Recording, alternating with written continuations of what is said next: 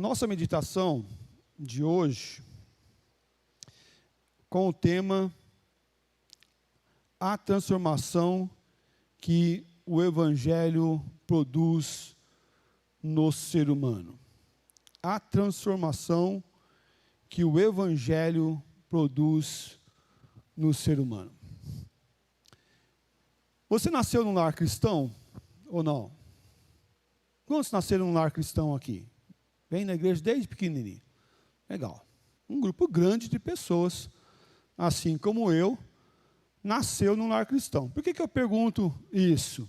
Pergunto isso porque aqueles que nasceram num lar cristão já foi introduzido numa caminhada cristã, no Evangelho, e se você falar para eles assim, quando é que foi a tua conversão? E eu tinha um quê com isso, sabia?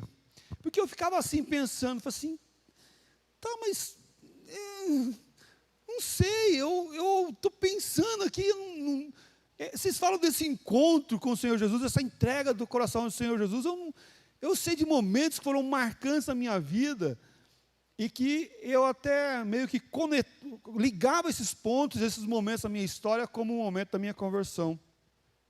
Mas com a caminhada e o aprofundamento dos meus estudos, eu falei, não, mas aquilo não foi uma conversão, porque eu já estava convertido, já nasci num lar, eu já aprendi a ser cristão desde a tenra infância. E isso não está desconectado com a palavra, porque nós batizamos nossos filhos para que esses caminhem no reino do Senhor, e esses já fazem parte do reino de Deus. Mas o Evangelho tem que fazer uma transformação na vida desses também. Assim como houve uma transformação naqueles que viviam fora do Evangelho e que agora foram inseridos no Evangelho, esses receberam a palavra de salvação, esses receberam um impacto da fé, do amor e da graça do Senhor Jesus Cristo. As vendas dos seus olhos caíram e a luz entrou no seu coração. Iremos aqui refletir um pouco sobre as atitudes que o cristão deve ter, aqueles que são tocados e transformados pelo reino de Deus. Se somos filhos de Deus, podemos e devemos sair do mundo, desconectar do mundo, e não nos conformarmos com esse mundo, aceitando o mundo em nossa vida, em nossa casa, em nossa família. Vivemos um tempo que a cultura está acelerada, uma geradora de demandas. Você tem que ter, você tem que ser, você tem que estudar. Esses dias eu estava conversando com a pessoa, disse que tinha um filho pequenininho, um bebezinho, aí o pai já estava colocando música em inglês para ele já ouvir, para ele se adaptar com o inglês. Demandas. Por quê? Porque se você não fala inglês, se você não entende inglês, você vai ficar para trás. Já criam demandas. Não estou falando que saber uma segunda língua não é bom, tá? Para a sua vida acadêmica, sua vida profissional é importante. Mas não é tudo na sua vida. Mas não é tudo na sua vida. Os geradores de demandas hoje estão à nossa volta. E querem criar demandas para nós. Não podemos deixar de cuidar da nossa saúde física, emocional e principalmente da nossa saúde espiritual, que é a nossa chama. A chama do doce Espírito em nossas vidas e nossos corações. Devemos nos comprometer com o cuidado, sim, de um Evangelho que transforma a nossa vida, que nos afasta do mal e que nos leva para junto com o Senhor nosso Deus. Sempre devemos parar para ouvir a voz de Deus, pois é a voz do Senhor nosso Deus que nos leva às águas tranquilas, a lugares calmos, e não a voz do nosso eu, que manda e que gera demanda, e que caminha influenciado pelo mal e pelo pecado. O caminho das águas tranquilas somente o Senhor nosso Deus sabe. Talvez você esteja procurando respostas na Bíblia, mas antes de procurar respostas na Bíblia, você tem que procurar o Deus da Bíblia. Antes de procurar respostas na Bíblia, procure o Deus da Bíblia, que é algo que enche o nosso coração e com muita alegria buscando ao Senhor. Os homens perguntam, quem eu sou?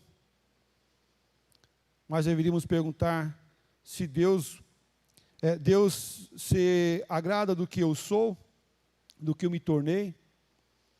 Os homens perguntam, onde estou errando? Pela perspectiva do homem. Mas deveríamos perguntar, Deus, onde estou errando?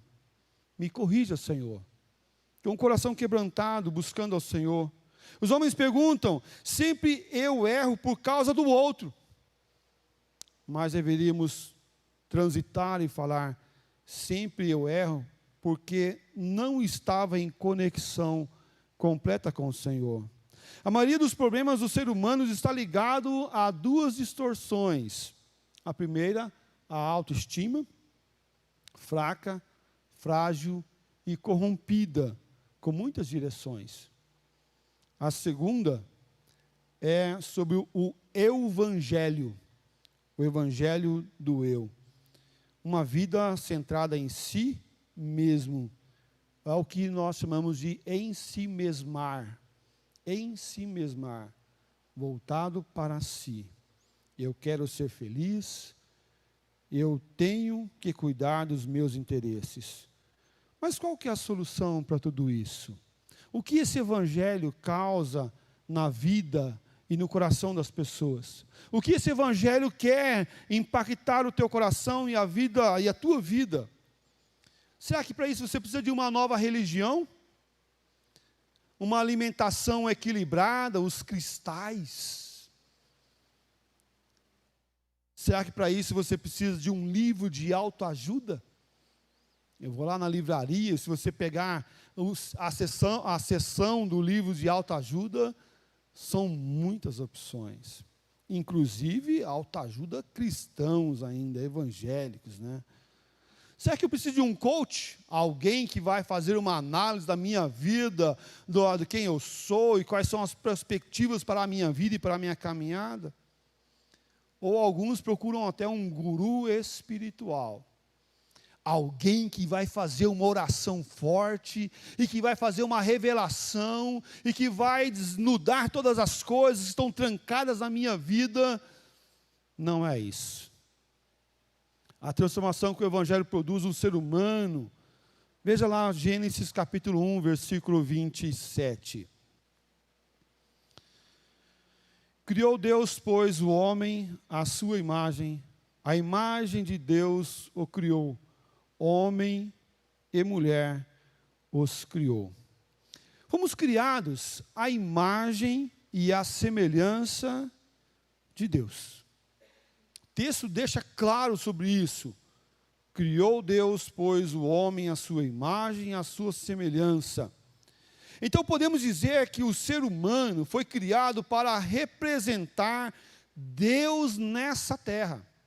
Você foi criado, o ser humano foi criado para representar a imagem de Deus nessa terra. Sim, você foi feito para isso. Ah, mas pastor, o pecado entrou. Calma lá que nós vamos chegar lá. Não fomos criados para ser escravos de Deus, mas também nós não fomos criados para sermos deuses. Mas fomos criados para andar com Deus e mostrar Deus através das nossas vidas. Fomos criados para andar com Deus e mostrar Deus através das nossas vidas. Esse evangelho que o Senhor Jesus Cristo nos chama é o evangelho de transformação para amar, andar e glorificar a Deus, mostrando Deus com a minha vida. Gênesis capítulo 3, versículo 11 e 17, fala assim: perguntou-lhe Deus, quem te fez saber que estavas nu? Comeste da árvore que ordenei que não comeste? É interessante, né, que o Senhor Deus, aquele que é todo-poderoso, conhecedor de todas as coisas, faz uma pergunta, né, para eles. Mas vocês sabem que vocês estão nus? Contando que Deus não sabia que ele estava nu, né? E que sabia que ele estava nu. Você comeu da árvore? Contando que Deus não iria saber se esse homem tinha comido da árvore, não. Não, sabia sim. Mas ele estava querendo também aqui trabalhar essa fala, esse confessar. E Adão disse: visto que atendeste à voz da tua mulher, e comeste da árvore que eu te ordenara, não comesses, maldito é a terra. Por tua causa, em fadigas obterás dela o sustento durante os dias da sua vida. A imagem que foi criada lá no texto que nós lemos primeiramente, mostra que essa imagem que Deus criou o homem, a imagem e semelhança de Deus, lá no Gênesis 1, 27, agora esse homem agora cai e peca, e essa imagem foi corrompida com a desobediência. E grave essa palavra desobediência, porque a desobediência é uma mancha que vem sendo vivida na história do ser humano, e toda vez que nós alimentamos a desobediência, fazemos o que eu quero fazer e não o que o Deus quer que eu faça, nós estamos alimentando essa rebeldia contra Deus, estamos alimentando um falso evangelho em nossa vida e nossa caminhada. Muitas pessoas enganadas, muitas pessoas vivendo o engano porque querem viver o engano, desobedecendo a Deus. Essa imagem foi corrompida completamente. O pecado entrou na vida do ser humano, e não tem nenhum pedaço de nós que não fora atingido com o pecado. Não tem nenhum pedaço de você que não foi atingido pelo pecado.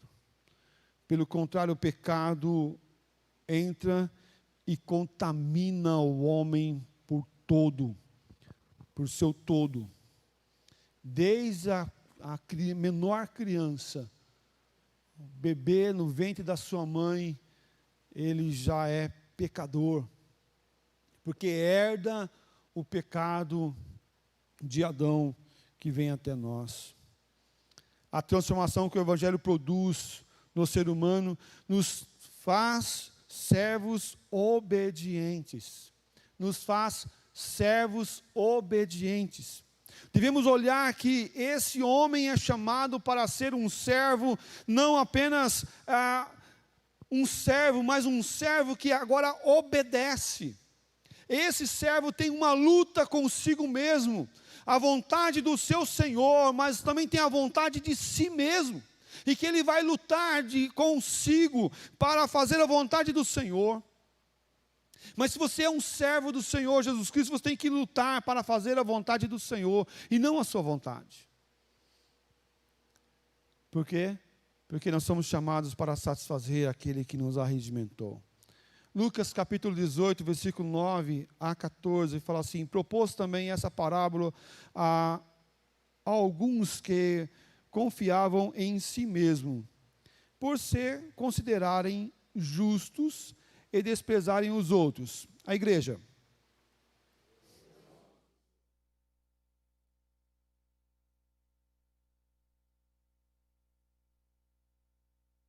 O fariseu, posto em pé, orava de si mesmo para si mesmo, dessa forma: ó Deus, graças te dou, porque não sou como os demais homens, roubadores, injustos e adúlteros, nem ainda como esse publicano.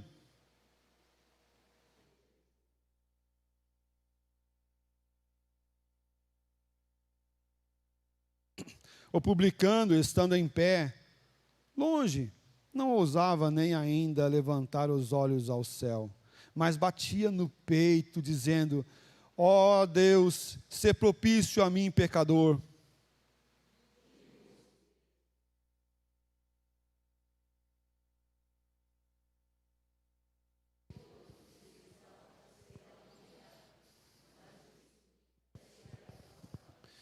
Jesus condena o fariseu por causa da sua justiça própria, por causa da sua ação de autojustificação. O evangelho que causa um impacto em nós É o Evangelho que nos mostra quem nós somos de verdade. Que as nossas obras não passam de obras banais diante do Senhor. Mas que a obra de fato e de verdade que causa efeito é a obra de Cristo. Porque quando nós enchemos com as nossas próprias obras, não tem espaço para a obra de Cristo. Cristo sim é aquele que cumpriu cabalmente o sacrifício em nosso lugar. Cristo sim é aquele que pagou o preço por completo. E não é as nossas obras que nos justificam. E nós falamos assim: não, pastor, mas eu tenho uma vida reta, eu sou uma pessoa boa, eu sou um bom marido, eu sou uma boa esposa, eu lavo, eu passo, eu arrumo essa casa, eu deixo tudo bonito, faço o melhor para Ele. Está fazendo errado. Porque você não deve fazer para Ele, você deve fazer para Deus, servindo o marido. Ah, mas pastor, na minha casa não falta nada, tem de tudo, eu dou do bom e do melhor para a minha família. Você está fazendo errado. Não deve fazer para o outro, você deve fazer para Deus. Porque não é suas obras que vai te justificar. Não é o que quanto você faz no reino de Deus, não é o que você deixa de fazer, mas é o que Cristo fez. E o que Ele nos habilita a sermos e realizarmos nesse tempo. Somos servos que buscam servir ao seu Senhor. A transformação que o Evangelho produz no ser humano também nos faz reconhecer que todos nós somos o quê? Pecadores. Todos nós somos pecadores. E eu quero chamar a tua atenção para o texto de Romanos, capítulo 3, versículo de 9 a 18. Se concluir, temos nós qualquer vantagem? Não, de forma nenhuma, pois já temos demonstrado que todos, tanto judeus como gregos, estão debaixo do pecado. A igreja.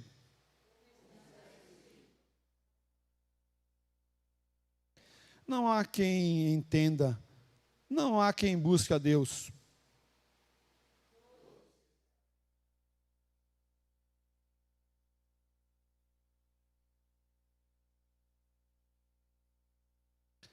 A garganta deles é sepulcro aberto, com a língua urdem engano, veneno de víbora, está nos seus lábios.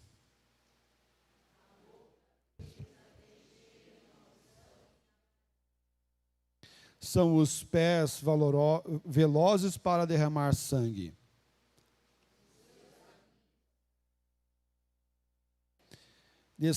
Desconheceram o caminho da paz.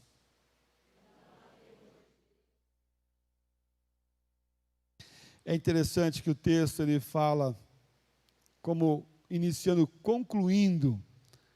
Concluindo, temos nós qualquer vantagem? E ele vai dizer, não temos vantagem. Não temos vantagem nenhuma, somos iguais, somos pecadores iguais. Porque todos nós pecamos. Na Bíblia está muito claro que todas as pessoas são pecadoras. Você não é mais santo do que o outro. Você também é pecador. Nós costumamos olhar esse texto e falar assim, está vendo como aqueles homens fazem tudo isso daqui? Eles são como sepulcros abertos. E para aqueles que não sabem o que é sepulcros, é o lugar onde colocam os mortos. O caixão, sepulcros abertos, e cheiram mal, são como línguas cheias de veneno, tem lábios e bocas cheias de maldição, só falam coisas ruins. E aqui nós começamos a dizer, está vendo como que o ímpio faz? Está vendo como aquela pessoa lá do mundo age? Eu não sou igual a ela não, eu sou muito melhor. Eu sou muito melhor porque eu vou à igreja, eu dou o dízimo, eu estou lá para a Santa Ceia, eu estou andando com o Senhor Jesus, e de vez em quando até falo de Jesus para alguém, entrego um folheto. Mas calma aí, por que você faz isso? Porque você é melhor do que o outro? Meus irmãos, não deve ter um ar de superioridade naquele que tem Cristo na sua vida do que aquele que não tem Cristo na sua vida. Nós costumamos a ter os jargões dos cristãos, mancebo, varão, minha Rebeca, meu Isaac. Costumamos ter as falas dos crentes e muitas das vezes com o olhar altivo dos crentes, com um ar de superioridade. Meu irmão, não somos superiores. Nós somos pecadores iguais. Acontece que nós, quem está em Cristo, tem agora o desejo de satisfazer ao Senhor nosso Deus. Tem o desejo de amar constantemente e reconhece a sua falha e pede perdão da sua falha diante do Senhor. O pecado influencia em nossos pensamentos e ações e desejos, ou seja, o que fazemos e o que falamos pode sim estar contaminado com a ação do pecado. Então o teu ar de superioridade é porque você quer ser alguma coisa. É porque você tem um desejo de ser, e alimenta esse desejo de ser, mas não é assim que o Evangelho do Senhor Jesus Cristo trabalha. Não é um desejo de sermos, mas é o desejo de sermos servos do Senhor Jesus Cristo, pecadores remidos pelo sangue do Cordeiro. Quero chamar a tua atenção para o texto de Mateus capítulo 7, leiamos o versículo 20 a 23. Assim, pois, pelos seus frutos o conhecereis. Nem todo o que me diz Senhor, Senhor, entrarás no reino dos céus, mas aquele que faz a vontade de meu Pai que está nos céus. Muitos naquele dia hão de dizer-me: Senhor, Senhor, porventura não temos nós profetizado em teu nome, e em teu nome não expelimos demônios, e em teu nome não fizemos muitos milagres? Então lhes direi explicitamente: nunca vos conheci, apartai-vos de mim, os que praticam a iniquidade. E percebe que o texto aqui está relacionando essas ações, expelir demônios, fazer milagres, profetizar, como o quê? Pega o final do versículo 23, com obras de iniquidade.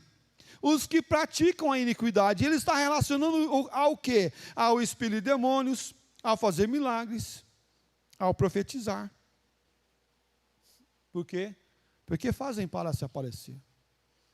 Não reconhecem o quão são pecadores. Não reconhece a grandeza do Senhor, não reconhece a sua falha, não reconhece a grandeza do Senhor. Mas devemos sim, como servos, e temos esse impacto do Evangelho na nossa vida, reconhecendo a nossa fragilidade, a nossa pecaminosidade. Por isso precisamos olhar sempre para Deus e em todo momento andarmos vigiando para que nós não venhamos cair no engano. Não venhamos cair no engano.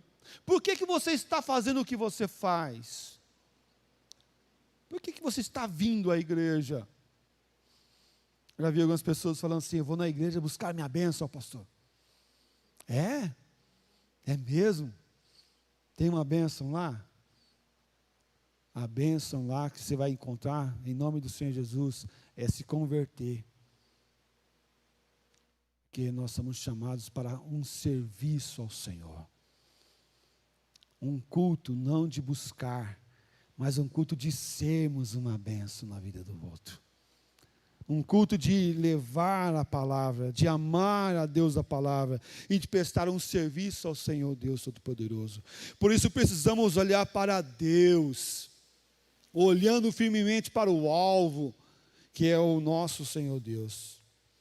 Já que a natureza humana caída é pecadora, muitos falam assim: então não adianta, eu vou continuar pecando, porque quanto mais pecado eu tiver, mais perdão eu vou receber, mais graça vai vir sobre a minha vida. Mas esse já era um pensamento da época de Jesus, do apóstolo Paulo.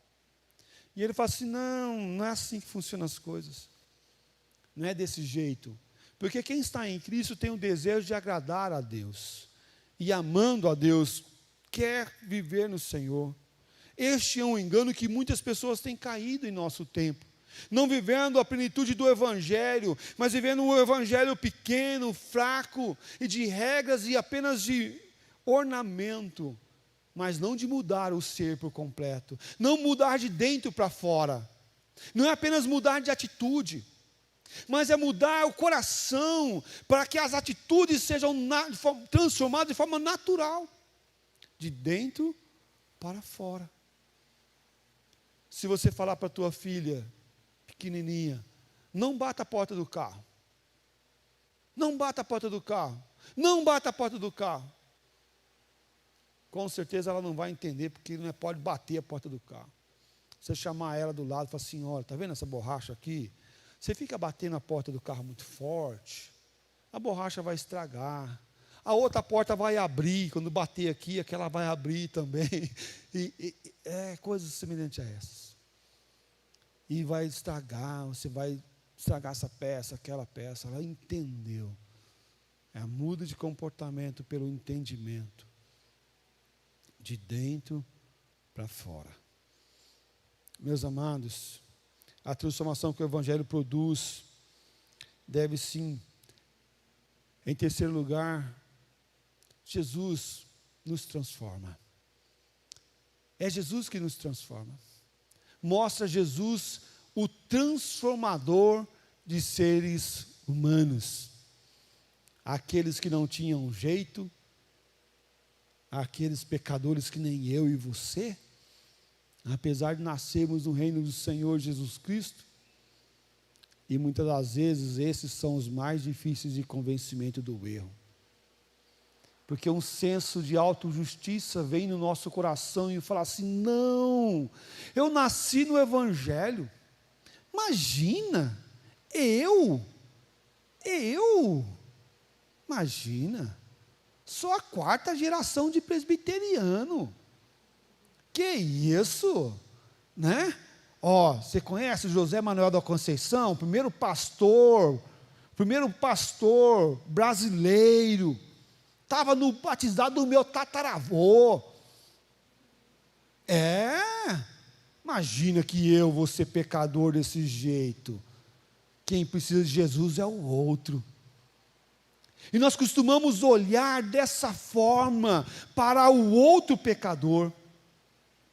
E esquecemos de olhar para dentro de nós, para o nosso coração e dizer, Senhor, preciso tanto do Senhor.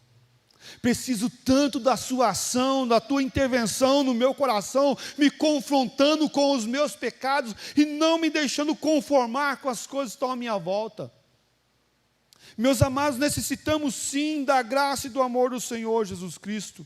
E eu quero chamar a tua atenção para o texto de Romanos capítulo 3, versículo de 21 a 26.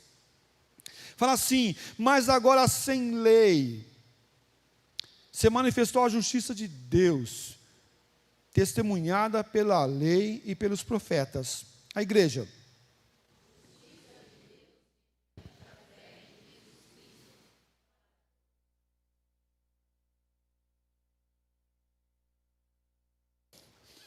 Pois todos pecaram e carecem da glória de Deus.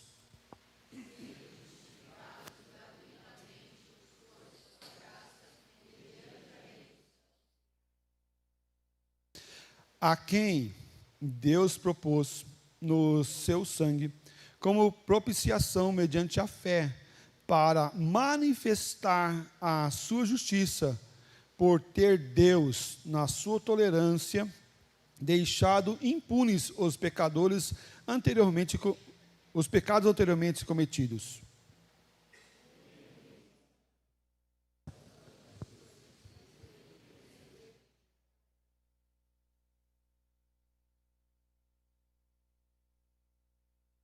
Vamos ler de novo. Tendo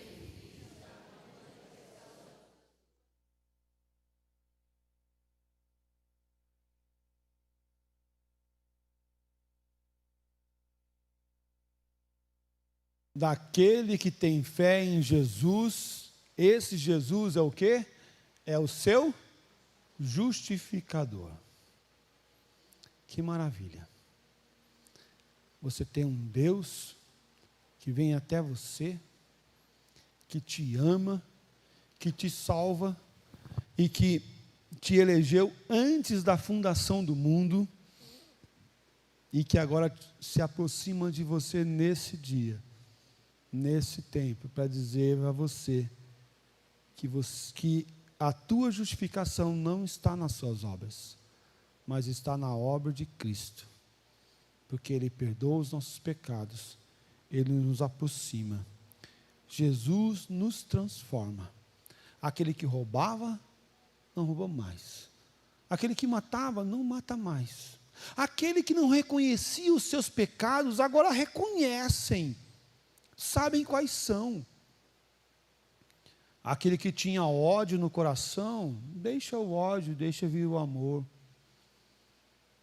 Aquele que chorava, com tristezas e amarguras de espírito, podem se aproximar diante do Senhor e alcançar o perdão que Ele nos dá. Concluindo a nossa mensagem dessa noite, meus amados, a transformação que o Evangelho produz no ser humano é uma transformação para retornar àquela imagem, a primeira imagem que foi criado. Criou Deus, pois, o homem à sua imagem e à sua semelhança. Estamos nesse processo de transformação. Cada dia mais eu tenho que me aparecer mais com essa imagem. A imagem antes do pecado. Cada dia eu não tenho que ser mais pecador. Pelo contrário, cada dia eu tenho que me aproximar mais do Evangelho, mais de Cristo, para que eu venha pecar menos. Não deixar de ser pecador, mas pecar menos, viver menos a prática do pecado. Todos nós somos criados à imagem de Deus de forma única. Você é um servo qualificado e não desqualificado. Vou repetir, você é um servo qualificado e não desqualificado para servir, amar e se dedicar ao Evangelho do Senhor Jesus Cristo. Mas você pode falar assim, pastor, mas eu estou pecando num negócio aqui, direto eu caio nesse pecado, direto eu me rendo a esse pecado, mas que em nome do Senhor Jesus Cristo, você venha reconhecer que você agora é qualificado, porque Cristo está em você, para amar e se dedicar ao Senhor Jesus Cristo. Sim, somos pecadores, mas nós não vivemos mais na alegria do pecado e na prática do pecado. Deus nos ama e trabalha em nossa vida e através da nossa vida, para que nós venhamos testificar a grandeza e o amor do Senhor Jesus Cristo. E lembre-se, o Espírito Santo nos transforma porque Ele habita em você. Tenha uma autoimagem bíblica, servo de Deus, do Deus Criador. Tenha uma autoimagem, não de si mesmo para si mesmo, mas olhe para si através das Escrituras. Olhe para si com o desejo de servir ao Senhor Deus que te chamou das trevas e te colocou na sua luz, na luz de Cristo. E o último texto que eu quero ler é Romanos 8, 29, fala assim: porquanto aos que de antemão conheceu, também os predestinou para serem conforme a imagem do seu Filho, a fim de que ele seja o primogênito entre muitos irmãos. E esse texto do apóstolo Paulo eu acho lindo, fantástico, porque ele fala que nós somos predestinados a sermos a imagem do seu Filho, a imagem de Jesus Cristo sobre a terra. Nós somos predestinados, conforme a imagem do seu Filho, para que nós sejamos os primogênitos entre muitos irmãos. Eu gostaria que você colocasse sua vida diante do Senhor Jesus Cristo mais uma vez nessa noite. Qual o impacto que o Evangelho está causando na sua vida? Qual a transformação que já ocorreu, ou que o Senhor Deus está pedindo para ocorrer, que venha a ocorrer? O que Ele quer mudar em você? Coloque-se diante do Senhor Jesus. Fala, Pai, eu não sei o que é para fazer. Tudo bem, você pode falar isso para Ele. Eu não sei o que é para mim fazer. Não tenho a mínima ideia. Mas eu sei que eu quero fazer o que o Senhor quer. Em nome do Senhor Jesus. Mas tem algo incomodando o teu coração, um pecado que está te escravizando. Coloca diante dele. Fala, Pai, eu estou pecando nisso aqui, eu estou caindo nesse negócio aqui. Me ajuda. Me ajuda. Em nome do Senhor Jesus.